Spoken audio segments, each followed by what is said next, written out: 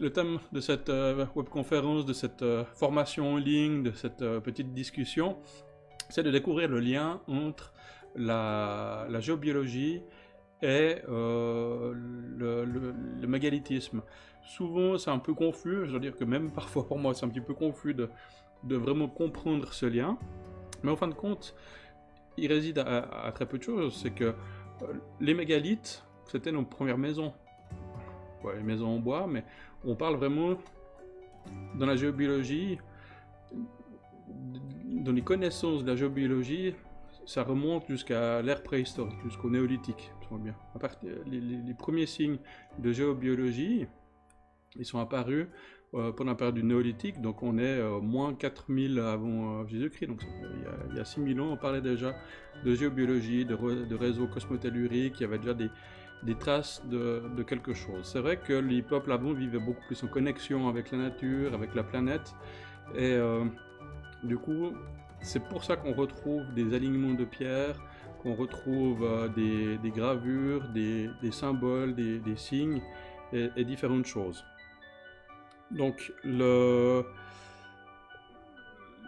ce lien, en fait, ça fait vraiment très longtemps qu'il existe. Ces connaissances sont vraiment très anciennes. Pour les personnes qui me rejoignent ce soir, j'explique juste que la géobiologie, c'est l'étude de l'effet des énergies cosmiques et telluriques qui sont... c'est l'étude de l'effet des énergies sur le vivant. Donc sur la nature, sur les plantes, sur les pierres, etc. Donc cette étude des effets, des énergies, se transmet par des fréquences et par des vibrations. Dans l'univers, tout est fréquence et tout est vibration. Et comme dans la lithothérapie, donc c'est la thérapie avec les pierres, on utilise les pierres pour certaines vertus, parce que ces pierres vibrent à différentes fréquences. Et ces fréquences entrent en contact avec notre fréquence et notre vibration du corps. Donc si on veut bien, au niveau de la lithothérapie, c'est des toutes petites pierres qui vibrent à une certaine fréquence, qui ont un effet sur nous. Avec les mégalithes, ben, c'est des grosses pierres qui vont vibrer à d'autres fréquences. Ah, qu'est-ce qui se passe? Attendez voir. Donc, je reviens à la lithothérapie. L'histoire, c'est que ces pierres vibrent à une certaine fréquence.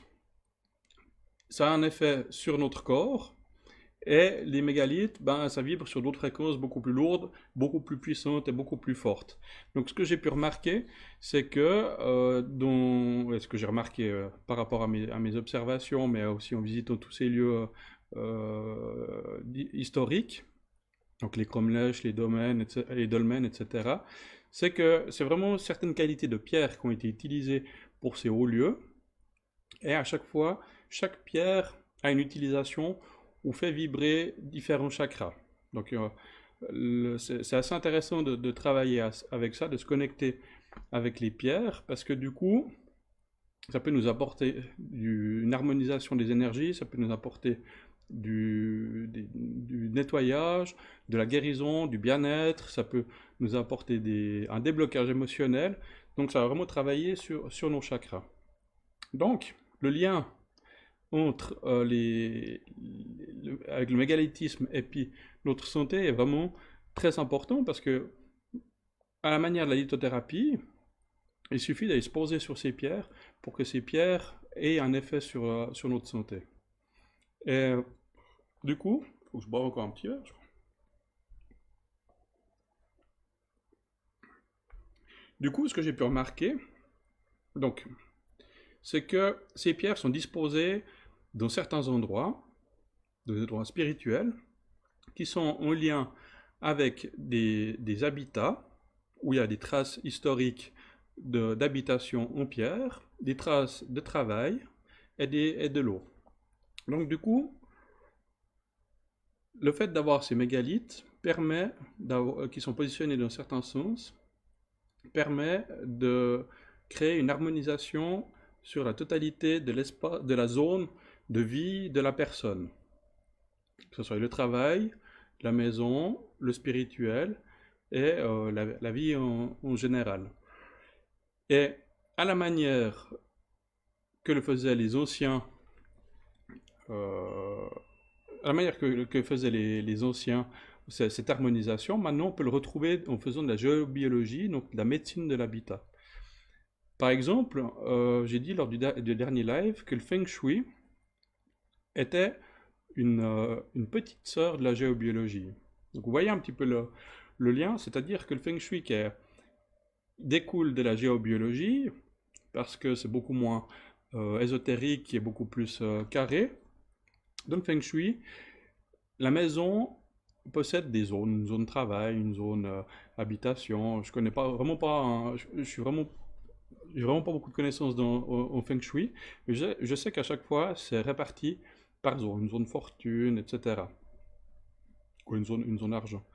Et du coup, si on regarde dans la nature, il y a toutes ces zones qui existent, qu'on arrive à retrouver, avec ces lieux spirituels qui vont travailler sur certaines zones de notre corps. Donc la maison de l'époque, avec ses mégalithes, avec son univers, elle est transportée sur de la médecine de l'habitat. Et dans la maison, on peut retrouver différentes zones de bien-être ou d'harmonie énergisant. Et ce qu'on arrive à voir aussi, c'est que sur certains sites mégalithiques, il existe différentes zones, des zones de guérison, des points clairs, etc. Donc, voilà, le lien entre les mégalithes et la maison, il est assez évident, j'ai envie de dire, mais c'est vraiment en étudiant ce qui se passe à l'extérieur dans les forêts qu'on arrive à retrouver ce qui se passe à l'intérieur de nos maisons actuelles. Et le, la grande similitude, c'est l'utilisation des réseaux. Donc les réseaux cosmotelluriques, ce grand filet qui englobe la Terre, on en a déjà parlé, il y a 70 réseaux cosmotelluriques différents qui englobent la Terre. Certains sont positifs, donc sont négatifs pour la santé. Et ce que j'ai pu remarquer, c'est que sur tous les sites mégalithiques que j'ai pu retrouver, les pierres sont alignées d'une certaine façon pour permettre d'atteindre un certain taux vibratoire, une certaine fréquence. Donc, cela veut dire que les hommes de Néandertal, puis les Celtes, qui ont repris ces connaissances, qui ont eux-mêmes utilisé les connaissances des pierres verticales, des menhirs, des dolmens, des tumulus, etc., avaient connaissance de ces réseaux. Donc, si nous utilisons ces réseaux cosmotelluriques à la maison, on pourrait avoir le même résultat. Alors, j'ai fait une petite expérience avec un caillou que j'ai trouvé dans la forêt il y a quelques mois, en essayant de le placer sur le réseau. Alors, je ne suis pas très objectif, mais j'ai retrouvé une certaine harmonie pendant 3 jours. C'était assez violent comme ça pulsait à l'intérieur de la maison. C'est assez spécifique de le faire comme ça, en mettant un menhir domestique si on veut bien, mais d'autres géobiologues travaillent de la même façon en plaçant des pierres, des quartz, dans différents endroits de la maison pour amener une harmonisation. Il existe aussi ce qu'on appelle un beamer. Donc un beamer, c'est un ensemble de pierres qu'on pose à certains endroits pour amener de l'harmonie. Donc c'est assez intéressant parce que je m'aperçois que en travaillant avec des pierres, avec certains styles de pierres, on arrive à retrouver une harmonisation comme sur les lieux mégalithiques où on retrouvait une autre sorte d'harmonisation. Par exemple, je pense qu'on va devoir parler un petit peu de l'utilisation des pierres, bien que ça soit encore pas forcément très très clair.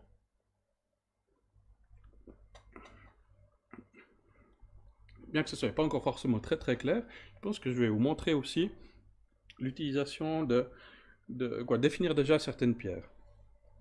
Parce que, par exemple, dans le cas du menhir, ce que j'ai pu remarquer, c'est que les menhirs, ils étaient parfois utilisés comme des bornes à l'entrée de sites, mais aussi utilisés pour signaler à des personnes qu'à cet endroit-là, il y avait la possibilité de faire quelque chose, ou de ressentir quelque chose, qui faisait un lieu spirituel, si on veut bien.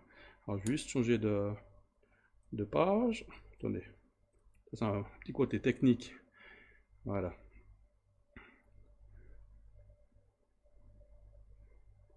Ok.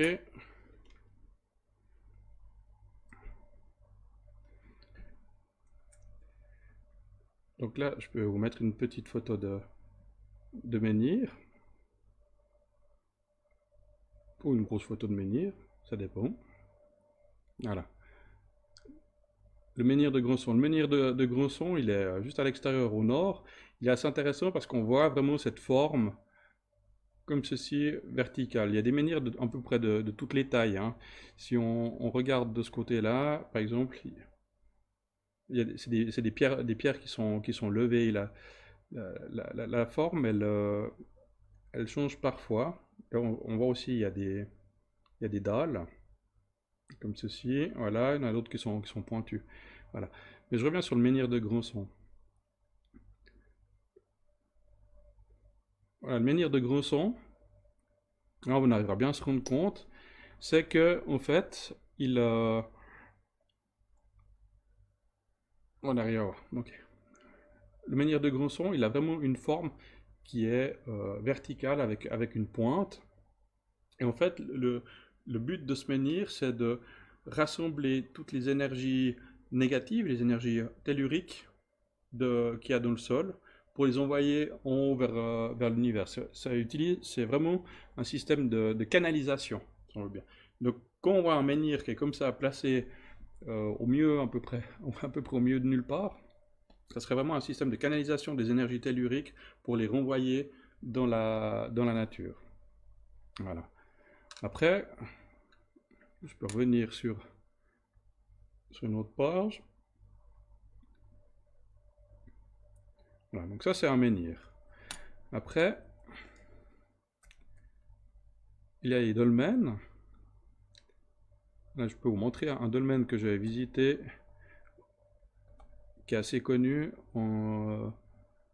voilà, en Irlande. Dolmen de Poulnaborn. C'est le même qu'il y a aussi à Onon, avec une grosse dalle qui est posée dessus. Donc ça, il s'agit de sépulture. Il s'agit d'une sépulture de personnes qui est relativement importante, mais ça peut être aussi un endroit, ce qu'on appelle un endroit d'initiation. C'est que la personne, j'avais vu tout un rituel à ce sujet-là, c'était Patrick Burensteinaz, donc un alchimiste, qui parlait de cela, c'est que l'utilisation du dolmen, en fait, c'était le rituel du passage de l'enfant à l'homme. C'était la personne qui se mettait à l'intérieur et puis qui se mettait à l'intérieur pendant une certaine période, parce que à l'époque, la nuit faisait vraiment très peur, et qui s'enfermait, on voit, il y a un petit espace, qui s'enfermait, et puis qui ressortait au bout de tant de temps, quand il était devenu un homme. S'il avait survécu, c'est qu'il était devenu un homme. C'était vraiment un passage à l'âge adulte, pour montrer qu'on n'avait pas peur, qu'on pouvait défier le noir, défier la nuit. Voilà. Ok. Après, je peux vous montrer aussi ce qu'on appelle le tumulus. Alors, les tumulus, c'est ces petits monticules. Il y en a de différentes sortes, hein. Des fois, ils sont construits en pyramide, comme là sur la droite. Et puis d'autres qu'on voit plutôt comme ça par chez nous. C'est vraiment tout d'un coup, il y a un monticule.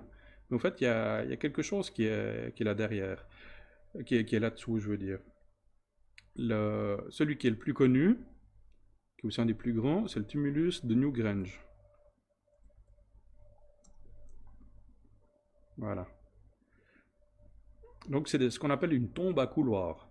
Ce qui est intéressant de voir, c'est que Newgrange, quand il était découvert, il était à peu près comme ça à l'entrée, avec une pierre gravée, et puis placé dans un talus. Voilà, il y a cette photo qu'on voit avec la vache qui est juste au-dessus.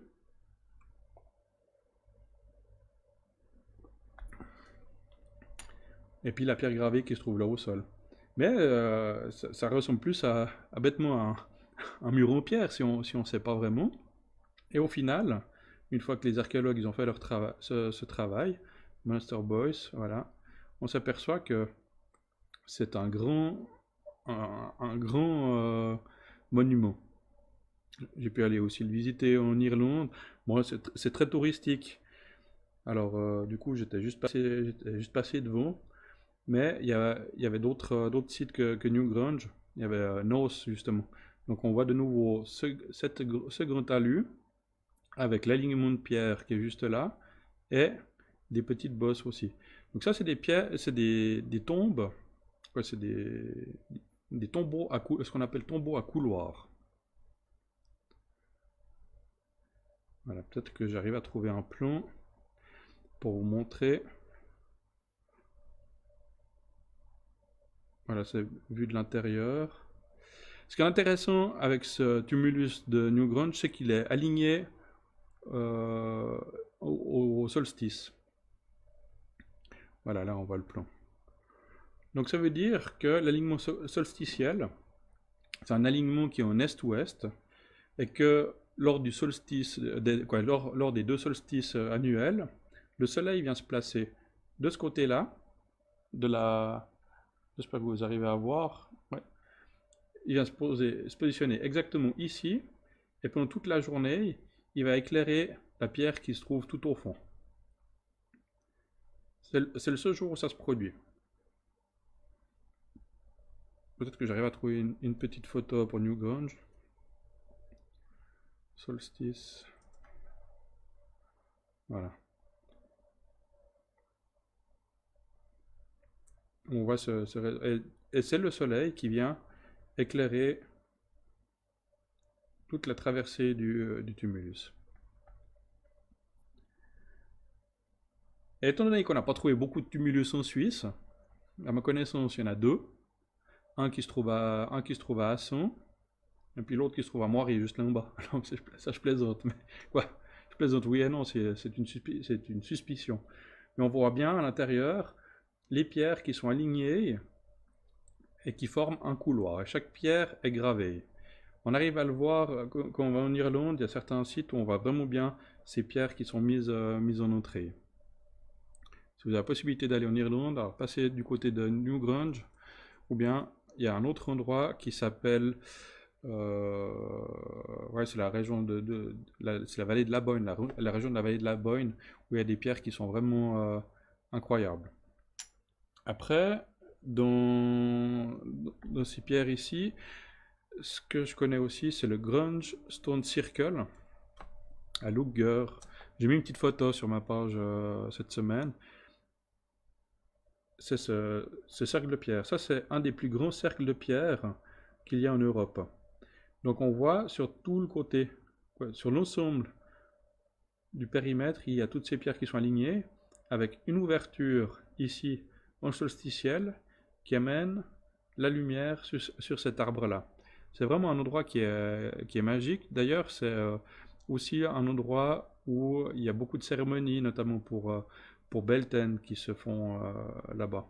Je vais essayer de trouver sur... voilà, peut-être qu'on arrive à trouver ainsi. Bah super, on est au plein milieu. Voilà. Donc on retrouve cet arbre, ce grand arbre qui est à l'entrée du site. Ce qui est assez drôle avec ce site, c'est qu'il y a une petite maison de berger qui est juste là à côté, qui est fermée avec une barrière, puis il faut juste lui donner une poignée de pièces pour le remercier de l'entretien qu'il fait pour ce cercle de pierre. Donc vous voyez, là on est à peu près au milieu du cercle de pierre. C'est assez violent les énergies qu'on dégage, hein. C'est vraiment très puissant. Voilà. Et là, on peut rapprocher. Ah bah, je vois qu'il y a des gravures. Bah là, ça c'est la pierre à côté de laquelle j'ai posé sur une photo que j'ai publiée cette semaine. Donc elle fait, on dirait pas, mais là elle fait pratiquement 2 mètres, 2 mètres 22 haut. Et l'ouverture, elle se trouve... Ah bah c'est la petite cabane justement, on doit mettre quelques pièces pour remercier le monsieur. Et puis après, il nous ouvre le petit portail qui se trouve là. Et puis on arrive sur le site, à côté du magnifique arbre, ici. Et puis, juste en face, l'ouverture des pierres. Donc là, on voit qu'il y a un monsieur aussi qui est au plein centre. C'est pas un hasard, c'est que c'est un endroit qui qui pulse vraiment très très fort. Des fois il est visité par des vaches aussi, c'est assez drôle.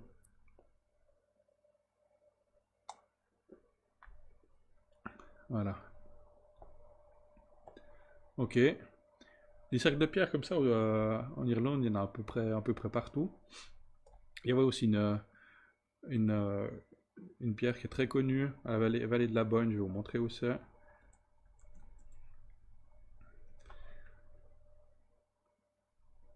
Voilà. Donc si on revient en arrière,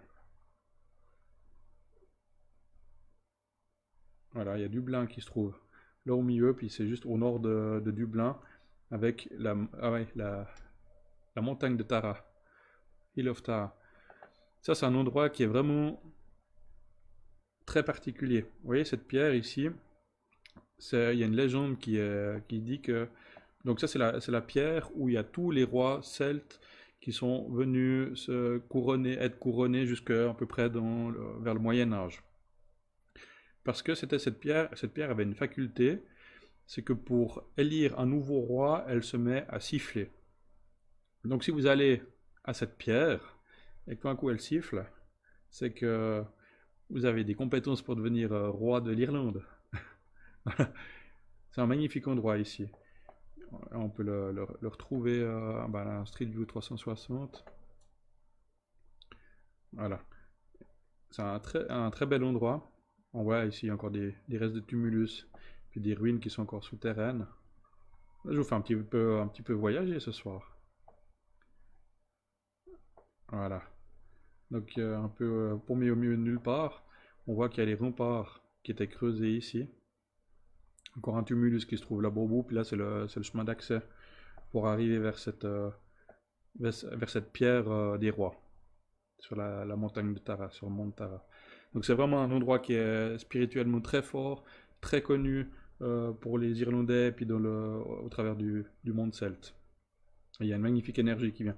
Donc là, on voit aussi au démarquage du sol hein, qu'il y a quelque chose qui se passe entre les énergies du sol et qui remonte vers l'univers.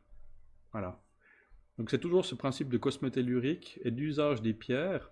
En fait, comme je comprends, c'est que c'est la qualité des pierres qui sont mises sur ces sites mégalithiques qui sont remplis de différents quartz ou de matières de pierre, comme des pierres de lithothérapie qui seraient mises dans un ensemble de pierres qui vont former une vibration puis une fréquence qui va permettre d'apporter différentes choses aux personnes qui sont à leur portée. C'est pour ça que cette semaine j'ai aussi eu l'idée j'ai fait une petite publication sur le nettoyage puis l'harmonisation en pleine nature, mais c'est en utilisant justement ces pierres qu'on peut retrouver un peu partout dans notre région. Je peux vous montrer une pierre qui est assez connue vers chez moi, c'est la pierre pondue. Où cette semaine, j'étais faire un petit travail. Donc là, il y a plein d'exemples de pierres, de mégalithes qui vibrent à une fréquence qui est très forte. Et à proximité de cet endroit-là, il y a vraiment quelque chose qui se passe. On peut rentrer en contact en fréquence, c'est un peu ce que j'ai développé comme travail. C'est la possibilité d'amener des personnes pour les mettre en contact avec les fréquences des pierres pour que les personnes puissent profiter des énergies de tous ces éléments naturels. Donc, ainsi, j'utilise mon corps comme canal de communication et puis, comme ça, je reçois des informations et je peux les transmettre aux personnes pour qu'ils puissent ressentir les bienfaits de tous ces éléments. Voilà. On voit où elle est. Après, il y a aussi d'autres systèmes de pierres qui existent. Les cromlechs. Voilà, alors là, je pense que ça va être à peu près le cromlech que vous connaissez le plus au monde, le plus connu au monde. C'est Stonehenge, qui se trouve en Angleterre. C'est ces ensembles de pierres. Pas de bière, il faut que j'arrête la bière. C'est ces ensembles de pierres, justement, qui forment ce que l'on appelle un cromlech. Là, on voit que les pierres sont parfaitement verticales. Il existe aussi avec des pierres qui sont un peu moins verticales. Voilà. Ça peut être aussi les menhirs du Klondike qui forment un cromlech. C'est vraiment cet ensemble de pierres. Et puis là, il y a le cromlech de Drombeg. C'est aussi un cromlech que je suis allé visiter il y a quelques années. Ce qu'il y a d'intéressant, c'est qu'elle a aussi une pierre ici. C'est une pierre de sacrifice. Je vais essayer de vous montrer un peu plus gros. Storm Circle.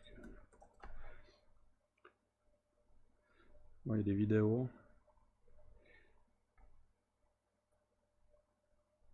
Mais ce qu'on voit jamais sur... voilà, là on arrive à voir. Donc là, on a l'ensemble de pierres de cromlech avec la pierre de sacrifice. Mais ce qu'on voit jamais sur les photos, c'est que juste à côté, ici, on voit, c'est une habitation de pierre. D'accord? Alors, j'essaie de retrouver une autre photo où on pourrait voir cette habitation, mais c'est vraiment pour montrer que les liens spirituels sont toujours en lien avec des habitations. Depuis toujours, on a utilisé les pierres et on a habité à côté et, en raison de leurs bienfaits. Voilà, là on voit l'habitation. Ici, donc des pierres qui sont empilées les unes sur les autres, et puis avec des bassins d'eau et un système d'écoulement, sont bien de tuyaux. Il y avait la rivière qui venait ici, on réseau, et là ça serait plus une baignoire si on veut bien, d'une certaine façon. Voilà, puis ça c'est l'ensemble qui est juste à côté. Donc partout à travers le globe, bon, alors beaucoup en Irlande parce qu'il y a vraiment une culture de cette pierre, on retrouve des placements de pierres qui harmonisent l'ensemble des lieux.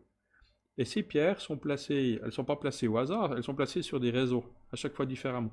C'est comme si on pourrait regarder aussi Karnak,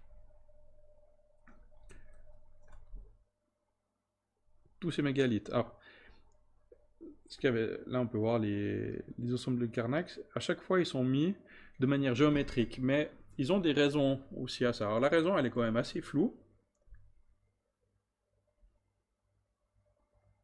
La raison, elle est quand même relativement floue, mais on voit qu'elles sont bien alignées. Et je pense que là, c'était plutôt une école une école de menhir, si on veut bien, parce que chaque menhir a ses facultés, a ses propriétés. Et ils ont essayé, en alignant et en positionnant très précisément ces pierres, de voir leur effet et de réussir à comprendre, à rendre sensibles les personnes qui étaient autour d'eux. Ça, c'est une des raisons une des hypothèses qui existent, ces alignements comme ceci de pierres. Donc ils sont alignés pour l'étude, si on veut bien. Puis on regarde on met une pierre à un endroit et on regarde l'effet que ça provoque. Voilà, les mégalithes de Karnak. Après, il existe aussi des cairns. Alors les cairns, je vais voir si j'en trouve en Irlande. En Irlande, il y en a, mais je ne sais plus comment on dit en anglais. C'est des énormes tas de pierres.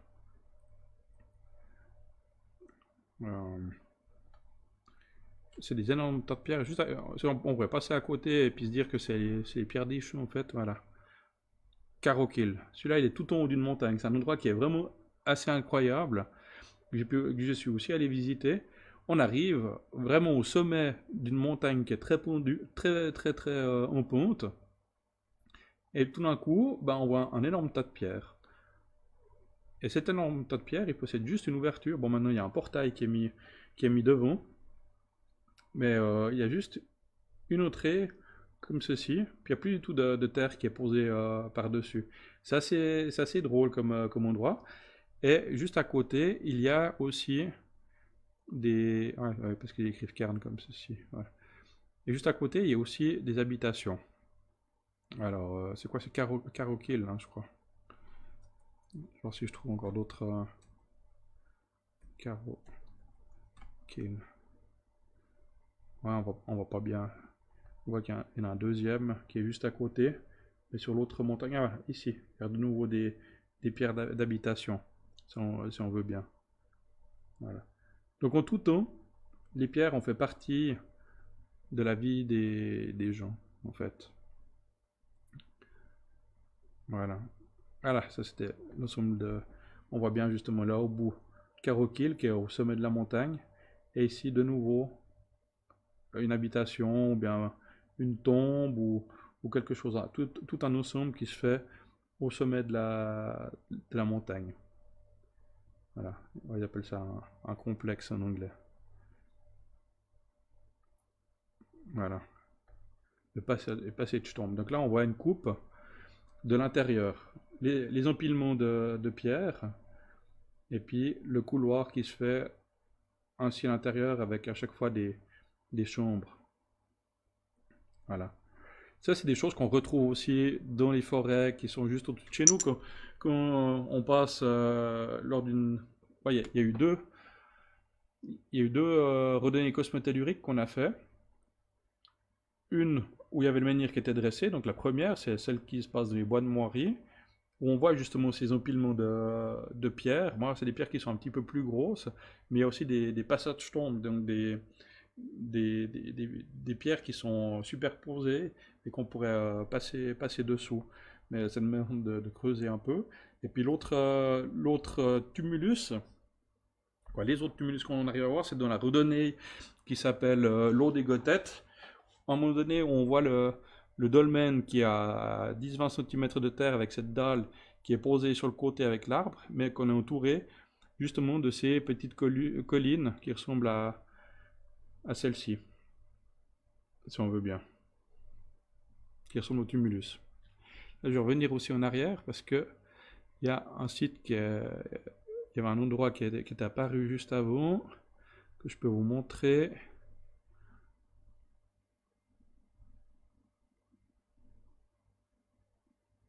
Voilà, c'était celui-là là. Krivikil. Krivikil, c'est un endroit qui est incroyable. C'est un tumulus qui s'est effondré et puis ils ont utilisé les pierres pour en faire autre chose. Voilà. Krivikil, on voit à l'intérieur du dolmen. Voilà, donc ici, on peut voir qu'il y a toutes les pierres de support, et puis le chemin d'accès pour rentrer dans les chambres. Ensuite, là, il y a un deuxième passage pour aller dans une troisième chambre. On les voit, les portiques de pierre ici. Tout cela là. Donc ça, c'est Krivikil. C'est assez intéressant parce que alors, les pierres qui étaient là-dessus pour former justement le tumulus ou le cairn, ils les ont utilisés pour faire le mur d'enceinte en fin de compte. Et c'est un lieu qui est visitable, qui est gratuit. On a beaucoup de sites qui sont gratuits, des sites historiques comme celui-là qui sont gratuits. Et c'est très intéressant d'aller visiter puis ressentir tout cela. Voilà. Je vais peut-être juste revenir sur ma page.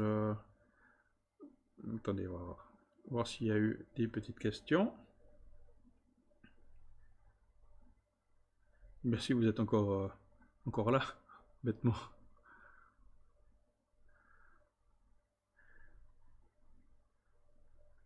Alors, je reviens juste en arrière.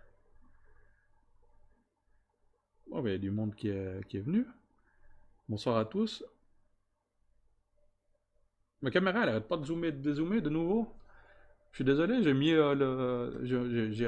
j'ai enlevé le zoom automatique, la reconnaissance de visage. Voilà, il y a du monde. Coucou Joël, coucou Delphine, Laura, Valérie, Alexis, Marilena, bonjour. Ah, en Sardaigne aussi, on retrouve. Ah, excellent. Voilà, il y a encore pas mal de monde. Je pense que vous n'êtes pas tous endormis, ça me fait plaisir. Ça me fait plaisir de voir que vous n'êtes pas tous encore endormis. On peut retourner encore voir quelques pierres. Attendez, je reprends là. Voilà. Là, je vous ai montré certaines pierres qui sont très intéressantes. Après, il y a d'autres systèmes de pierres qui sont les allées couvertes. Alors ça, j'ai pas encore pu aller voir. C'est plutôt en Bretagne. Voilà.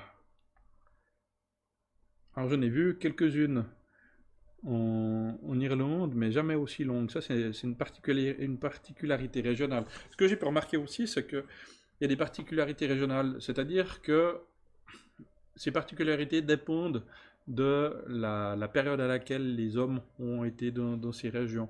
Nous, on est dans une région qui est très ancienne et qui a été très retouchée. Donc, du coup, où il y a eu beaucoup de personnes qui ont vécu. Donc, du coup, les ruines sont un peu moins intactes que ce qu'on pourrait trouver en Bretagne ou en Irlande. Et les Irlandais ont cette culture de la pierre et ils ont été un peu moins touchés par l'évangélisation, si on veut bien, d'une certaine façon. Et du coup, ils ont beaucoup plus de mégalithes que chez nous. Mais vu que l'Irlande a été découverte un petit peu plus tard, ou que la culture celte est arrivée peut-être un peu plus tard, ouais, que les mégalithes sont arrivés un petit peu plus tard, et que c'est aussi resté beaucoup plus longtemps que chez nous, du coup, ils ont d'autres formes et d'autres structures que nous, ce qu'on pourrait retrouver en Europe, ou principalement en Suisse, en Suisse, ça se résume à des menhirs et puis à des cromlechs avec des pierres qui sont simples, des pierres qui sont gravées. Ah ben, on parle de pierres gravées. Je peux vous montrer une des très belles pierres gravées qu'on a là dans la région. C'est la pierre des Gothettes.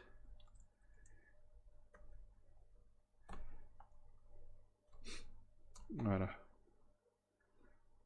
Donc ceux qui ont participé à la randonnée qui a eu lieu juste avant le Covid, on a pu admirer cette jolie pierre ici, mais on voit pas bien les gravures. Voilà, peut-être ici, on voit un petit peu mieux. Voilà. Ce qui est intéressant à voir, c'est que sur la pierre des Gothettes, ici, il y a une personne. On voit la tête, le corps, les bras, un bras en bas, un bras en haut. Et on voit un peu moins bien, mais ici, il y a une deuxième personne aussi, à gauche et à droite. Il y a des gens et il y a ces grandes lignées qui sont là. Une ligne, une autre ligne et une troisième ligne. Et attendez, oh.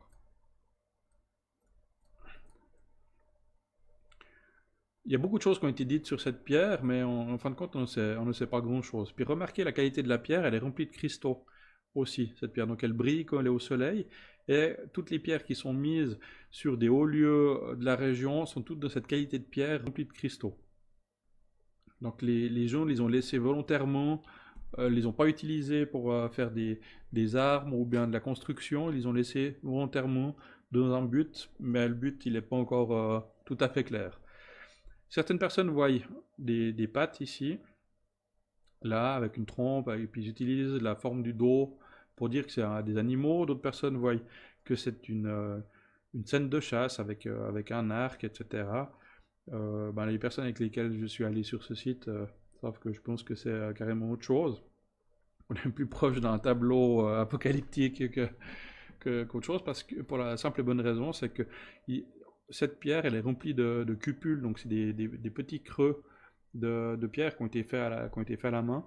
Et dans toutes les théories qui sont dites, il n'y a personne qui prend en contact, qui prend en lien ces cupules qui sont existantes et qui représentent, à mon avis, plutôt des boules de feu qu'autre chose. Mais voilà, ça fait partie de mes croyances et puis de ma façon de voir les choses, hein. On peut tous voir ce qu'on veut dans ce monde invisible. Là, on voit une autre pierre de la région qui a Mont-la-Ville où on voit très bien les cupules. Voilà. Ici, il y a une cupule qui est géante. Et là, il y a plein de petites cupules. Ici, ici. Voilà, tous ces endroits-là. Donc ça, c'est ce que j'appelle des cupules. De nouveau, on ne connaît pas bien le sens de ces cupules, à quoi elles servent. Ça peut être pour récolter du sang, comme ça peut être pour montrer, ça peut être une carte, pour montrer les astres, ça peut être une carte géographique pour montrer des chemins ou des fours à faire, l'emplacement de fours à faire. Ça peut être énormément de choses. Voilà. On retrouve d'autres choses. Voilà. Il y a énormément d'histoires avec ces pierres. Donc si je reviens maintenant, voilà. Donc maintenant si je reviens à mon histoire de lien entre la géobiologie et les mégalithes, on se rend compte que les hommes ont toujours utilisé ces mégalithes pour différentes raisons, en général spirituelles, mais donc c'était aussi le lien entre la vie et la mort. Ils les ont placés de manière géométrique pour certaines. Ils les ont placés à des endroits qui sont très précis parce qu'ils les utilisent pour des raisons spirituelles, donc ils ne vont pas les mettre à des endroits. Ils les ont mis à des endroits qui sont compliqués. Ils les mettent en haut d'une montagne, ils les mettent en bas dans des creux, ils les mettent à des endroits qui sont impossibles, c'est des gros blocs. Donc s'ils les ont mis à ces endroits-là, c'est parce qu'il y a une vraie raison. Il y a quelque chose qui fait que quand on voit les cromlechs avec les pierres qui sont mises en cercle ou qui sont mises en triangle, les gens ne se sont pas embêtés à faire ça pour le plaisir, c'est qu'il y avait une réelle nécessité de faire quelque chose avec. Et d'après moi, cette réelle nécessité d'emplacement est définie par les réseaux, parce que à force de passer sur ces réseaux cosmotelluriques, on se rend compte que les pierres sont placées précisément sur certains réseaux. Donc, en utilisant donc, si les personnes ont utilisé ces réseaux pour placer leurs pierres, c'est que ces réseaux ont des raisons d'être, c'est qu'ils ont des fonctions. Et ces réseaux subsistent au travers des siècles, malgré le fait qu'on ne les ait pas utilisés pendant quelques siècles, que les connaissances se sont un petit peu perdues, les connaissances sont quand même restées à quelque part. Donc, ces réseaux servent à l'harmonisation, au bien-être et encore à la communication et d'autres choses dans notre maison. En étudiant les mégalithes, en s'habituant à leur fréquence, on peut rentrer dans un autre monde, dans un autre univers, et du coup, on peut apprendre ces connaissances et les transborder dans notre vie actuelle pour pouvoir en profiter. C'est ça qui est intéressant, justement. C'est que au travers de ces cultures anciennes, on arrive à amener des connaissances d'aujourd'hui. Donc, le lien entre la géobiologie, l'étude des effets sur le vivant, des effets des énergies sur le vivant, et puis des cultures mégalithiques, nous montre qu'il y a vraiment un lien entre les pierres, ces vieilles connaissances, et notre maison. Je ne sais pas comment expliquer plus clairement que ça. Quand on va visiter un mégalithe, on visite une maison, on visite la maison de quelqu'un. C'est une très grosse maison, mais on visite la maison de quelqu'un. Puis en apprenant à ressentir ces différentes zones, ces différents endroits où les pierres ont été mises, on arrive après à les reproduire dans la maison, ou bien déjà à les ressentir, à rendre son corps sensible et à ressentir. Et ainsi, on arrive à travailler avec ces réseaux, parce qu'une fois de plus, les réseaux, c'est la base. Après, il y a les cheminées, il y a les vortex, il y a différentes choses, mais les réseaux, c'est vraiment la base. Donc pour moi, il y a vraiment un lien qui est clairement établi entre ces cultures mégalithiques et la géobiologie et l'harmonisation des maisons dans le monde d'aujourd'hui. Voilà, en gros. Et si ça marche avec des petites pierres de lithothérapie, pourquoi ça ne marcherait pas avec des gros blocs de cristaux? Je fais juste un petit check de ma liste, je vais voir si j'ai tout pensé à tout dire. Ouais. Bah, je crois que j'ai pensé à tout dire. Maintenant, je vais regarder si vous avez des questions. Ben, il y a du monde qui est venu encore. C'est cool, merci beaucoup. Merci à tous. Écoutez, j'arrive gentiment au bout de mon live. Là, on est à bientôt une cinquantaine de minutes de live. J'ai la gorge sèche. Hein. Voilà.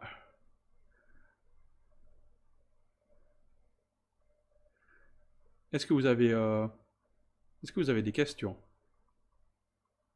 Est-ce que vous souhaitez que je vous montre encore d'autres sites?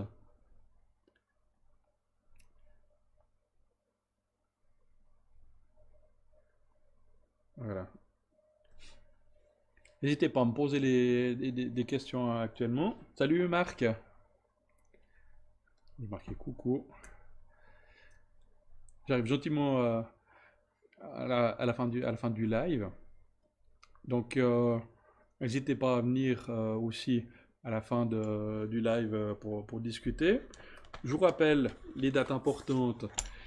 importante pour moi, c'est le, bien sûr, c'est le GeoBio Apéro qui se déroulera donc le 4 juillet prochain du côté de Ferrer, avec l'inscription qui se fait sur ma page Facebook et sur mon site internet autrelemonde.net.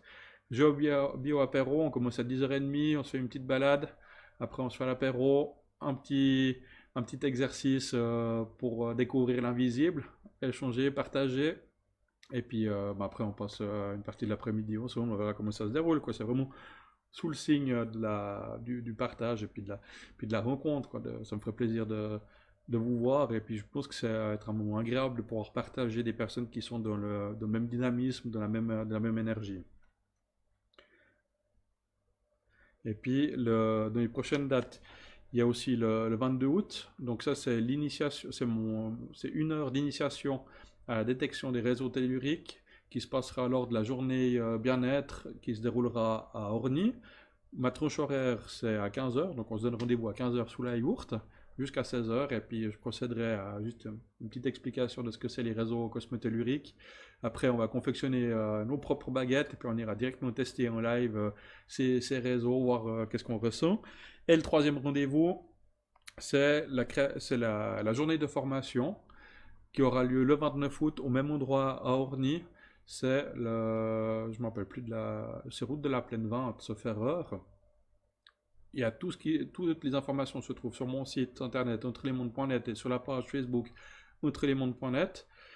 Là, c'est une journée complète où on va faire de l'initiation au pendule, initiation aux baguettes, initiation avec les cadrans, comment utiliser les cadrans, tout ce matériel. On va mettre au clair aussi la façon de travailler, comme quoi c'est bien nous qui sommes les outils et pas les outils qui sont des outils, si on veut bien, c'est notre corps qui travaille, qui détecte.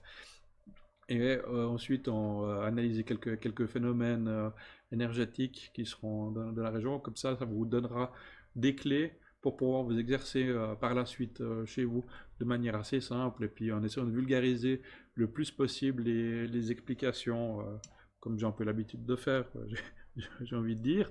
Et puis bien entendu, il y a encore les GeoBio Live qui ont lieu pratiquement tous les mardis, sauf quand j'ai des empêchements.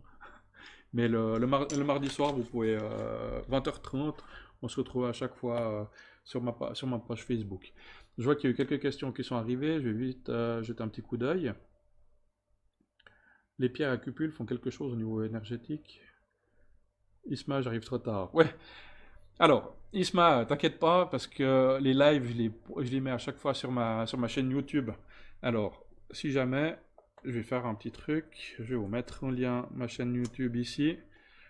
Comme ça, vous pouvez aller la liker. Vous pouvez mettre aussi cliquer sur la notification. Et puis, comme ça, vous aurez l'information quand j'aurai fait mon update, que j'aurai mis à jour que j'aurai uploadé ma vidéo. Voilà. Ça, c'est ma chaîne YouTube. Si jamais vous voulez vous inscrire, n'hésitez pas. Voilà. Et puis, Anaël, tu me dis, les pierres à cupules font quelque chose au niveau énergétique. Anaël, je t'invite à aller à découvrir le cromlech de l'APRA. Tu verras qu'au niveau énergétique, ça pulse quand même super fort. Donc, bien sûr que que les gens ils aient pris le temps de graver des dessins, de graver des cupules. Il y a un réel lien énergétique qui est fait. Il existe aussi au travers, si tu viens dans mes randonnées cosmotelluriques, si tu as la possibilité de venir prochainement dans mes randonnées cosmotelluriques, on visite des cupules géantes. Donc c'est des trous dans la Terre qui font à peu près 2,50 m de diamètre, 1 mètre de profondeur sur un cercle parfait. Et puis tu te places au centre. Et c'est assez intéressant parce qu'il y a un tube. Il y a quelque chose d'énergisant qui est très fort. C'est une respiration de la planète. Et oui, clairement, il y a quelque chose d'énergétique avec ces cupules. N'oublions pas que les gens, ils ont vraiment ils avaient vraiment un lien très fort avec la connexion avec la nature. c'est pas le fruit du hasard s'il y a ces trous, s'il y a ces gravures, s'il y a ces emplacements de pierres, si les endroits ils sont ainsi. Il y a vraiment quelque chose.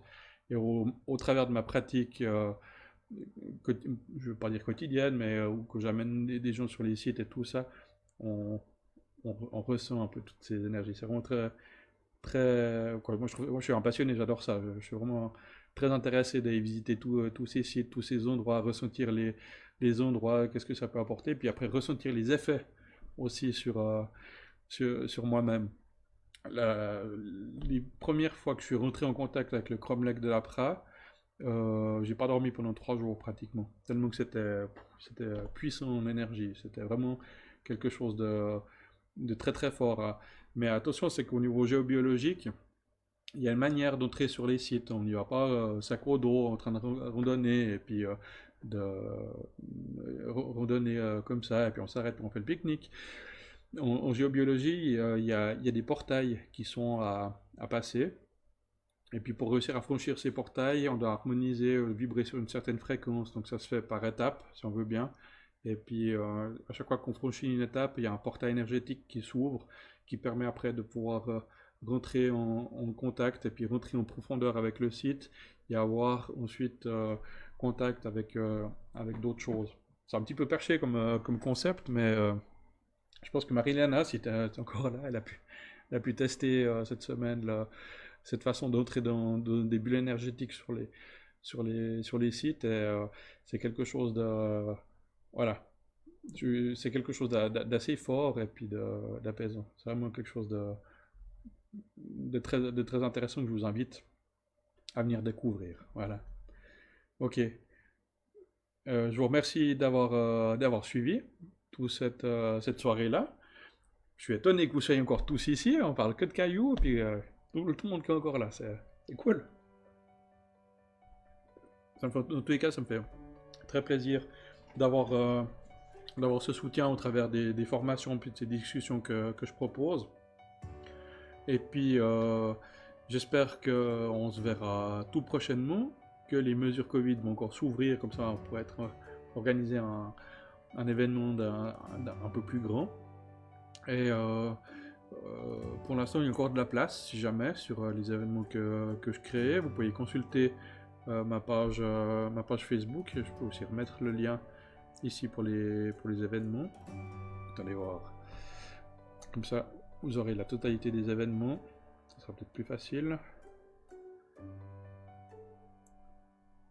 Stéphane, avec plaisir. Merci Anaël aussi. Voilà.